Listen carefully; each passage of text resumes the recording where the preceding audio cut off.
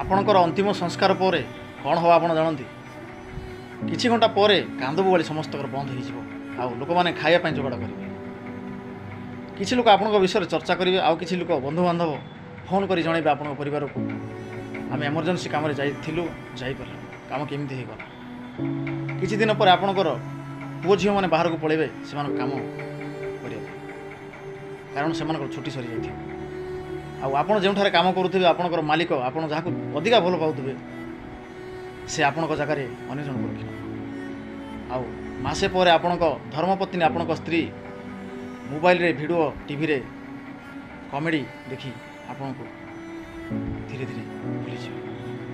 ହସିବାର ସମସ୍ତେ ଲାଗିବେ, ମଜାମସ୍ତି କରିବାରେ ଲାଗିବେ, ସମସ୍ତେ ଖୁସି ରହିବାରେ ଲାଗିବେ, ଆଉ ଆପଣଙ୍କୁ ସମସ୍ତେ ଭୁଲିଯିବେ, ସାହି ପଡ଼ିଶା, ଗାଁ ଗହଳି, ବନ୍ଧୁବାନ୍ଧବ।